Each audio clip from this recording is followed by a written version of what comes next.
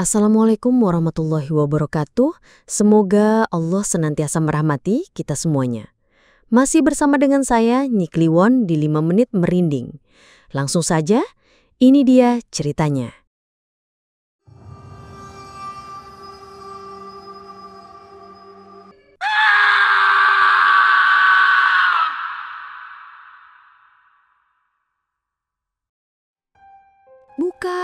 Buka tali ini. Suara itu terdengar melengking, disusul dengan bunyi gedebuk-gedebuk yang aneh.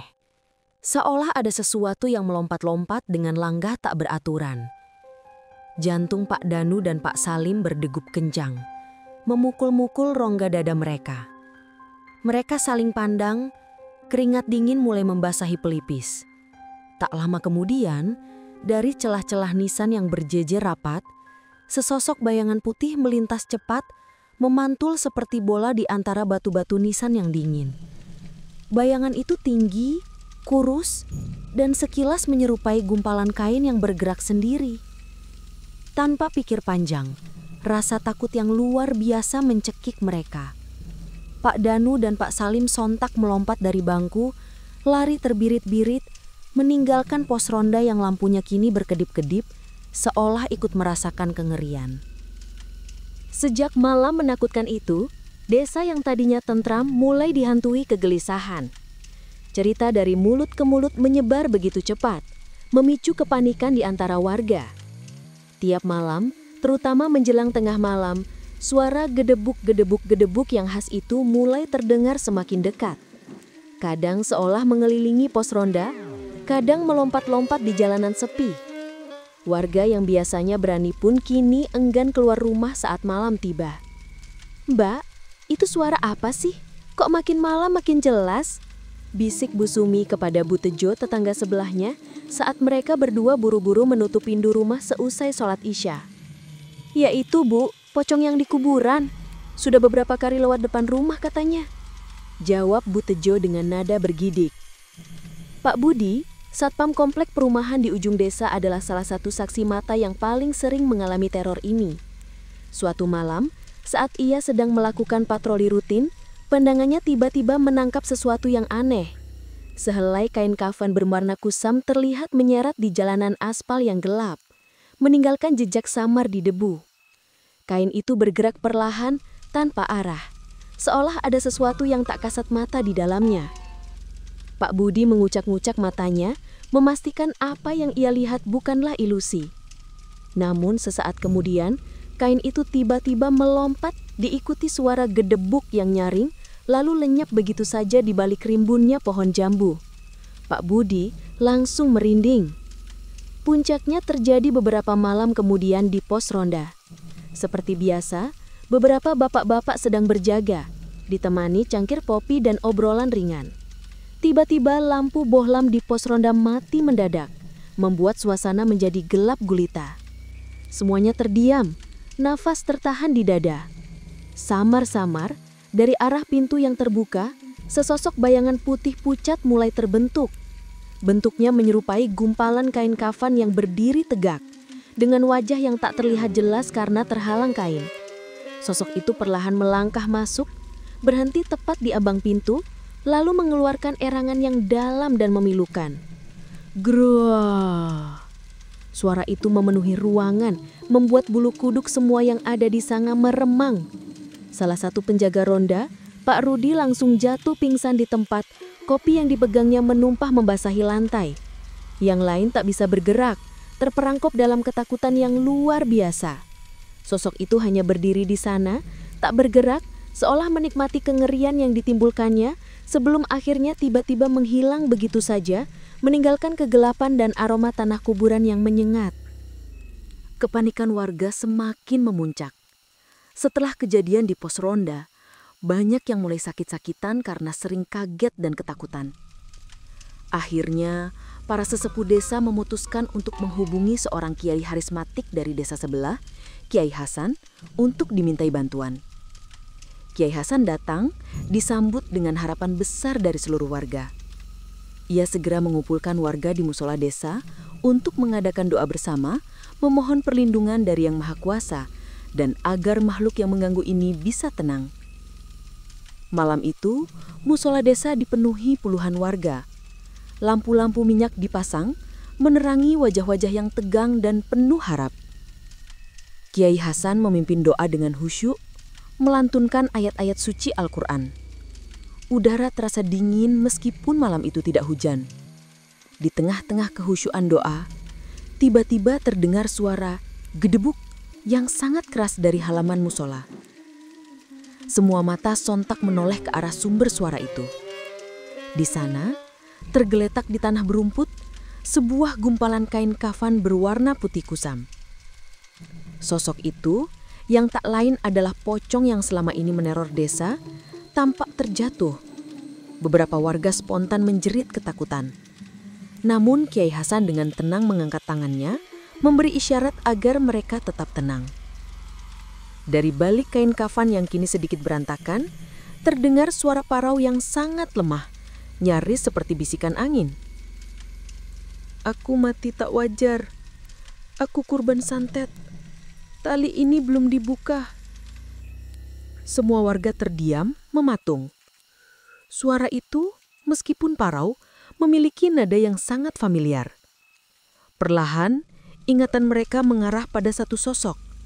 Almarhum Pak Mamat, tetangga mereka yang meninggal mendadak sekitar 2 bulan lalu. Kematiannya memang misterius. Tiba-tiba saja badannya dingin, padahal sebelumnya tampak sehat walafiat. Warga mulai saling berbisik, membandingkan suara pocong itu dengan suara Pak Mamat. Itu suara Pak Mamat kan?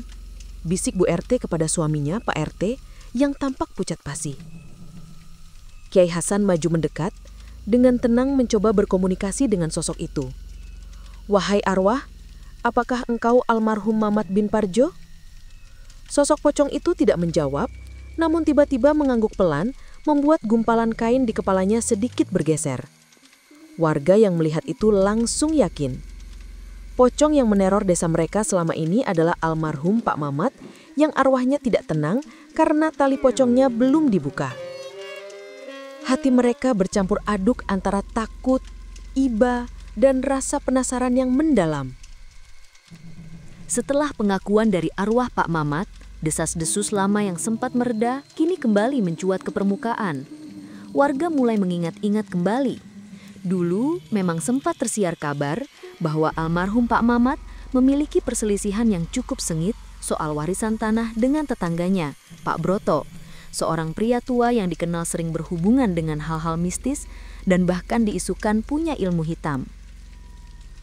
"Dulu kan Pak Mamat pernah bilang kalau Pak Broto itu mengancam dia," ujar salah seorang ibu-ibu di pos ronda yang kini ramai, meskipun masih diselimuti ketakutan.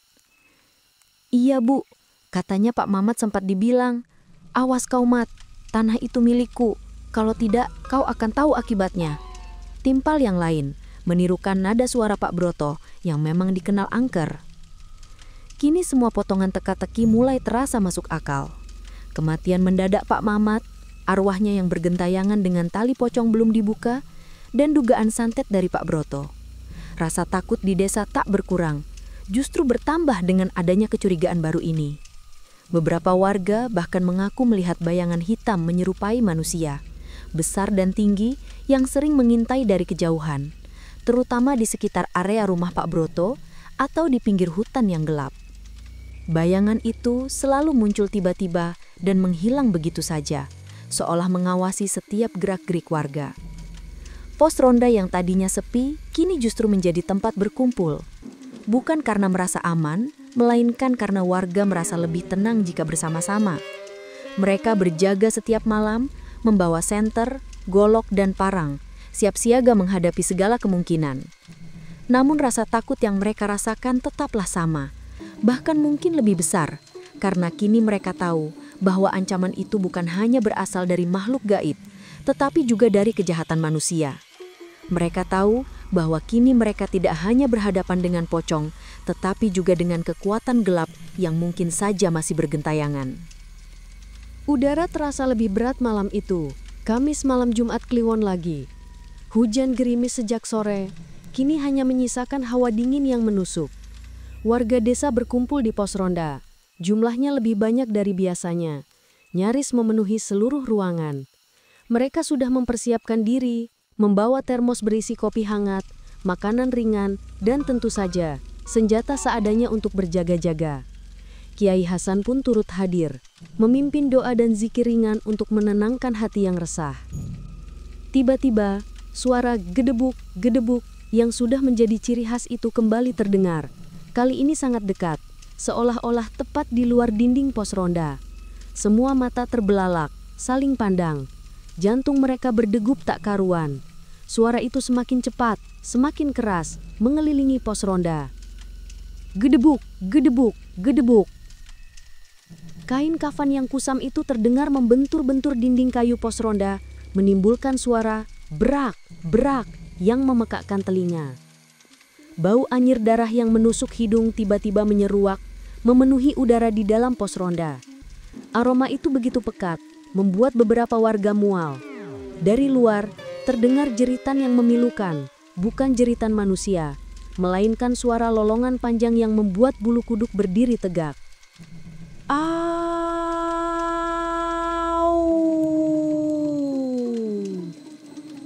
Kiai Hasan sontak melantunkan ayat-ayat suci dengan lebih kencang. Namun, teror belum berakhir. Salah satu penjaga ronda, Pak Jono, yang sedari tadi tampak pucat dan gemetaran, tiba-tiba tubuhnya kaku. Matanya melotot, menatap kosong ke depan. Lalu dengan suara yang sama sekali bukan suara Pak Jono, ia berteriak marah, nyaris melengking. Dia memang harus mati. Tanah itu milikku. Tidak ada yang boleh mengambilnya dariku. Suara itu berat, serak, penuh kemarahan. Warga sontak terkejut. Mereka tahu persis siapa pemilik suara itu. Itu adalah suara Pak Broto, dukun santet yang mereka duga menjadi penyebab kematian Pak Mamat. Pak Jono ternyata kerasukan. Keadaan menjadi kacau balau.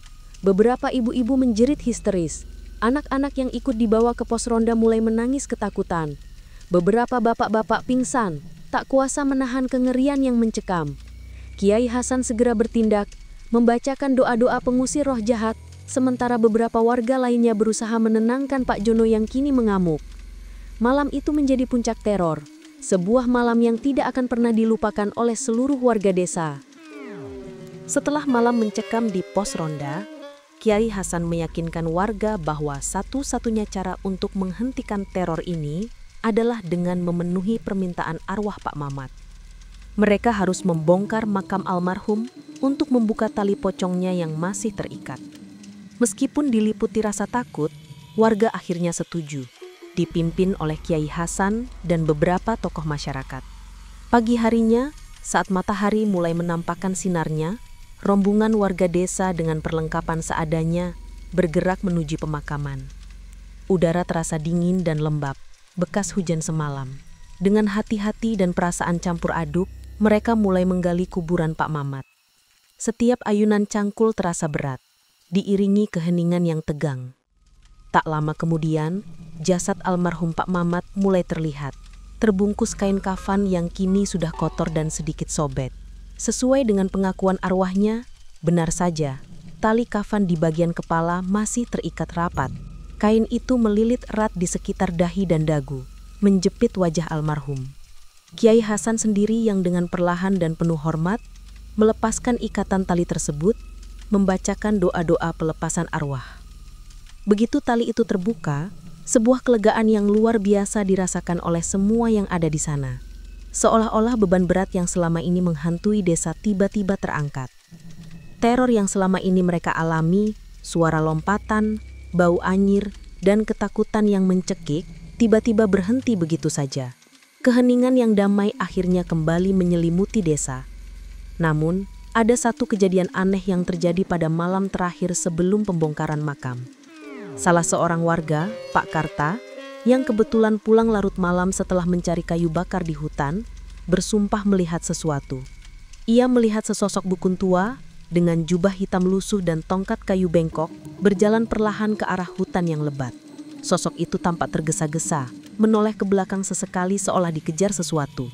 Pak Karta hanya bisa menatap dalam diam, tubuhnya kaku ketakutan. Tiba-tiba, Dukun tua itu berhenti di tepi hutan, menatap Pak Karta dengan mata tajam yang menyala dalam kegelapan, lalu tiba-tiba lenyap begitu saja, seolah ditelan bumi. Pak Karta yakin itu adalah Pak Broto. Sejak saat itu, kampung kembali aman dan tentram. Arwah Pak Mamat tak lagi mengganggu. Namun pos ronda desa tidak pernah lagi sepi. Warga tetap berjaga setiap malam, bukan lagi karena ketakutan, melainkan untuk menjaga silaturahmi dan memastikan bahwa kejadian serupa tidak akan terulang kembali. Mereka selalu menceritakan kembali kisah pocong tali terikat ini kepada anak cucu mereka sebagai pengingat akan misteri dan kejahatan yang pernah melanda desa mereka. Dan setiap kali malam Jumat Kliwon tiba, beberapa warga masih sesekali melihat bayangan hitam samar di tepi hutan, seolah sebuah janji bahwa kejahatan itu memang tidak pernah benar-benar mati, hanya bersembunyi. Bersama saya, Nyi Kliwon. Sampai jumpa di episode Mencekam selanjutnya. Jangan lupa subscribe, like, and share. Terima kasih. Wassalamualaikum warahmatullahi wabarakatuh.